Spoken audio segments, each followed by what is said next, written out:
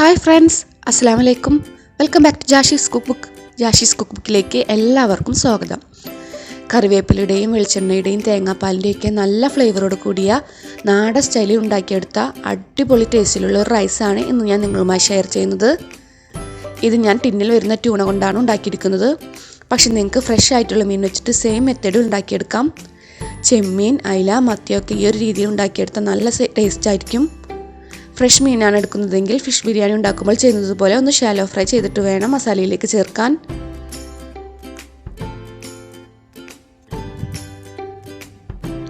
തേങ്ങാപ്പാൽ ചേർത്ത ഫിഷ് മസാലയിൽ റൈസ് ദം ചെയ്തെടുക്കുമ്പോൾ കിട്ടുന്ന ടേസ്റ്റ് പറഞ്ഞറിയിക്കാൻ പറ്റില്ല. ട്യൂണ കൊണ്ടുണ്ടാക്കിയാലും ടേസ്റ്റിൽ യാതൊരു കുറവില്ല കേട്ടോ. അപ്പം ഇനി കൂടുതൽ പറഞ്ഞ് കൊതിപ്പിക്കാതെ വീഡിയോയിലോട്ട് കിടക്കാം. അതിന് മുന്നേ എൻ്റെ വീഡിയോ ആദ്യമായിട്ടാണ് നിങ്ങൾ കാണുന്നതെങ്കിൽ ഇതുവരെ നിങ്ങൾ എൻ്റെ ചാനൽ സബ്സ്ക്രൈബ് ചെയ്തില്ലെങ്കിൽ ദയവ് ചെയ്തൊന്ന് സബ്സ്ക്രൈബ് ചെയ്യണേ. ആദ്യം നമുക്ക് ട്യൂണ റൈസിലേക്ക് വേണ്ട ബസ്മതി അരി ഒന്ന് കഴുകി വെള്ളത്തിൽ കുതിർക്കാൻ വേണ്ടിയിടണം. 3 ടിൻ ട്യൂണയിലേക്ക് 3.5 കപ്പ് അരിയാണ് എടുത്തിരിക്കുന്നത്.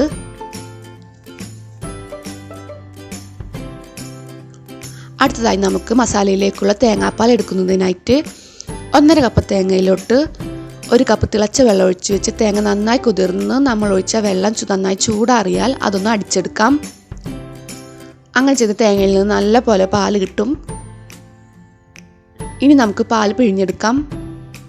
പാൽ പിഴിഞ്ഞ് ബാക്കി വന്ന തേങ്ങാപ്പീരയിലേക്ക് 1/2 കപ്പ് വെള്ളം കൂടെ ചേർത്ത് നല്ല പോലെ ഒന്ന് അടിച്ചെടുക്കാം. ഇപ്പം നമുക്ക് അത്യാവശ്യം കട്ടിയുള്ള 1.5 കപ്പ് തേങ്ങാപ്പാൽ കിട്ടിയിട്ടുണ്ട്. അത് നമുക്കൊരു സൈഡിലോട്ട് മാറ്റി വെക്കാം. ഇനി നമുക്ക് മസാല തയ്യാറാക്കാം. അതിനായിട്ട് 3 സബോളയും 1 കുടം വെളുത്തുള്ളിയും 2 കഷ്ണം ഇഞ്ചിയും എരിവിനനുസരിച്ച് പച്ചമുളകും കൂടെ ഒരുമിച്ച് നമുക്കൊന്ന് ചോപ്പ് ചെയ്തെടുക്കാം.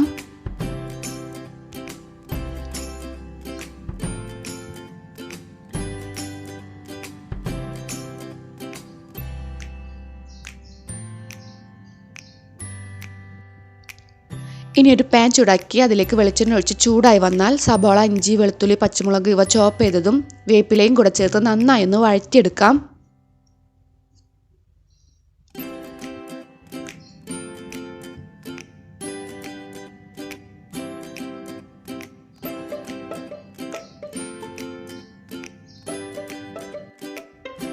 ഇപ്പം സബോള എല്ലാം നന്നായി വഴന്ന് ഇഞ്ചിയുടെയും വെളുത്തുള്ളിയുടെയും റോസ്മെല്ലൊക്കെ മാറി വന്നിട്ടുണ്ട്. ഇനി നമുക്കതിലേക്ക് 1 ടേബിൾ സ്പൂൺ മുളക് പൊടി, 1/4 ടേബിൾ സ്പൂൺ മഞ്ഞൾപ്പൊടി, 1/4 ടേബിൾ സ്പൂൺ ഗരം മസാലപ്പൊടി ഇവ ചേർത്തൊന്ന് മൂപ്പിക്കണം.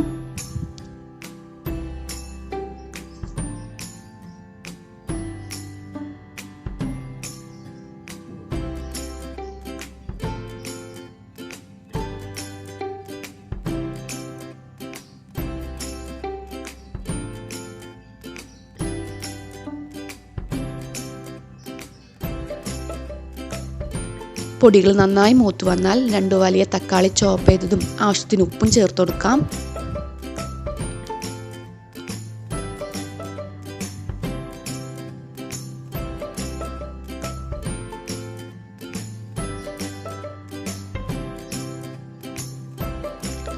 തക്കാളി നല്ല പോലെ വഴന്ന് എണ്ണ തെളിഞ്ഞു വരുമ്പോൾ അതിലേക്ക് 1/4 ടേബിൾ സ്പൂൺ ഉലുവപ്പൊടി ചേർത്ത് കൊടുക്കാം.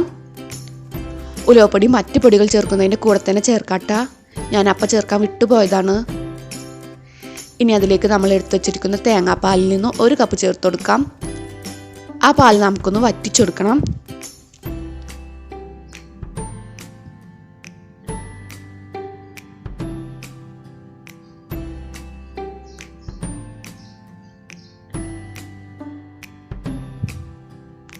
അപ്പുറത്ത് ഞാൻ അരി വേവാൻ വേണ്ട വെള്ളം വെച്ചിട്ടുണ്ട്. തേങ്ങാപ്പാൽ പകുതിയോളൊന്ന് വറ്റി വന്നാൽ നമുക്ക് ട്യൂണ ചേർത്ത് കൊടുക്കാം. അതിലുള്ള ഓയിലൊന്നെല്ലാം ഊറ്റി കളഞ്ഞതിന് ശേഷമാണ് ഞാൻ ചേർക്കുന്നത്. ട്യൂണ ഓൾറെഡി വെന്തത് തന്നെയാണ്. എന്നാൽ അതിലേക്ക് മസാല നല്ല പോലെ പിടിക്കാം. 3-4 മിനിറ്റ് മസാലയിലൊന്ന് വഴറ്റാം. ട്യൂണയിൽ നല്ല പോലെ മസാല പിടിച്ചാൽ നമുക്ക് ഫ്ലെയിം ഓഫ് ചെയ്യാം.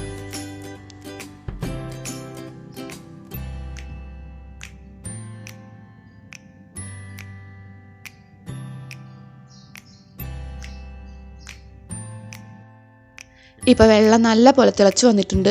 ആ വെള്ളത്തിലേക്ക് കഴുകി വെള്ളം വാർത്ത് വെച്ചിരിക്കുന്ന അരിയും ആവശ്യത്തിന് ഉപ്പും 2 ടേബിൾ സ്പൂൺ വെളിച്ചെണ്ണയും ചേർത്ത് കൊടുക്കാം.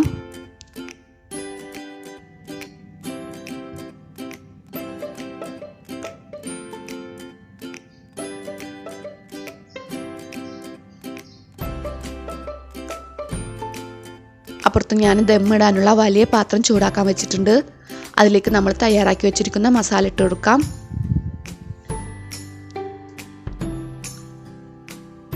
അതിന് മുകളിലായി കുറച്ച് കറിവേപ്പില ചേർത്ത് കൊടുക്കാം. ഇപ്പം നമ്മുടെ റൈസ് ഒരു 1/4 വേവായിട്ടുണ്ട്. ഇനി അരി ഊറ്റി തയ്യാറാക്കി വെച്ചിട്ടുള്ള മസാലയുടെ മുകളിലായിട്ട് മുഴുവനും ഇട്ട് കൊടുക്കാം. ഇനി റൈസിന് മുകളിൽ ബാക്കിയുള്ള തേങ്ങാപ്പാലിൽ യെല്ലോ കളറിന് വേണ്ടി കുറച്ച് മഞ്ഞൾപ്പൊടി മിക്സാക്കി ഒഴിച്ചു കൊടുക്കണം.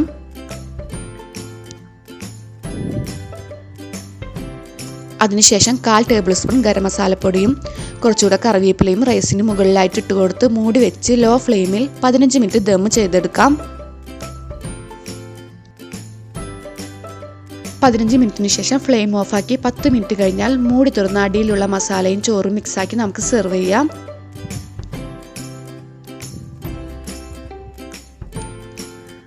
നല്ല നാടൻ ഫ്ലേവറിൽ വെറൈറ്റി ടേസ്റ്റോട് കൂടിയ ഒരു റൈസാണിത്.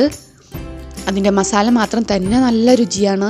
അപ്പോൾ പിന്നെ അതിൻ്റെ കൂടെ റൈസ് ദമ്മും കൂടി ഇടുമ്പോൾ കിട്ടുന്ന ടേസ്റ്റ് നിങ്ങൾക്ക് ഊഹിക്കാവുന്നതേ ഉള്ളൂ.